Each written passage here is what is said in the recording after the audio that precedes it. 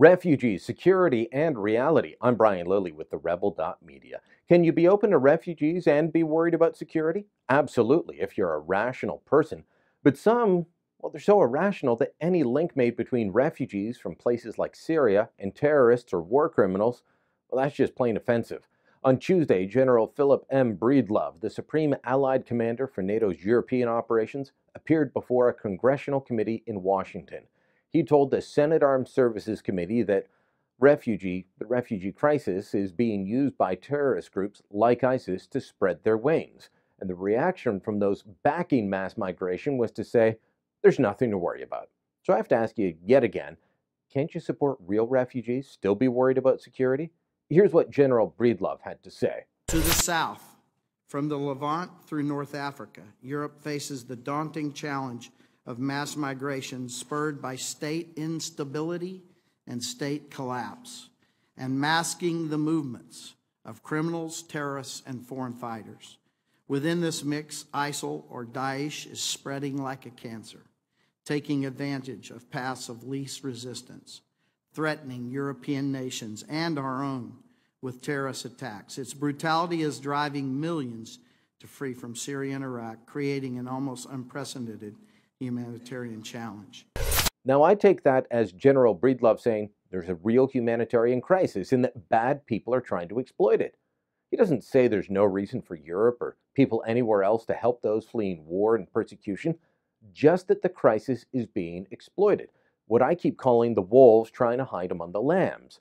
Well, then General Breedlove told the committee that Russia and the Assad regime struggling to hold on to power are also using this crisis for their own ends.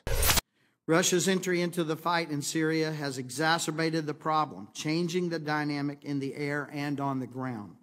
Despite public pronounces to the contrary, Russia has done little to counter Daesh, but had a great deal to bolster the Assad regime and its allies. And together, Russia and the Assad regime are deliberately weaponizing migration in an attempt to overwhelm European structures and break European resolve. I'd say General Breedlove is worth listening to. He has eyes and ears everywhere, gets intelligence briefings you and I will never see.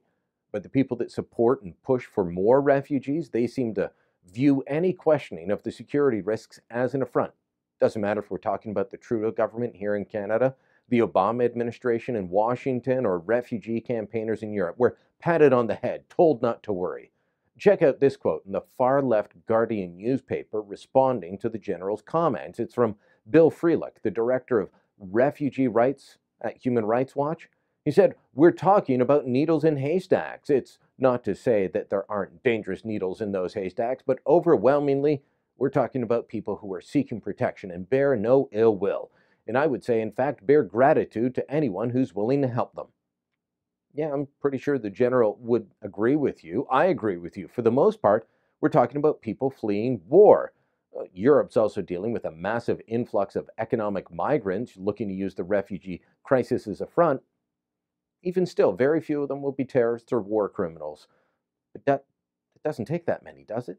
The San Bernardino attack, that was just 2 people. The attacks here in Ottawa and Saint Jean, they were carried out by individuals. Paris last November, a handful of people. And 9/11, that was just 19 people, and look at what they did. Now, some of you will be pointing out, hey, some of those attackers were homegrown. They weren't refugees. My point isn't that they were refugees. It's that they were terrorists, small in number, but they had an impact. So as millions flee their homelands, we have a responsibility to weed out the best they can those that would do us harm. Our political leaders have a responsibility to protect the country and its people from harm. And if we really care about legitimate refugees, don't we have a responsibility to ensure that their plight isn't being exploited by the very people that they're fleeing?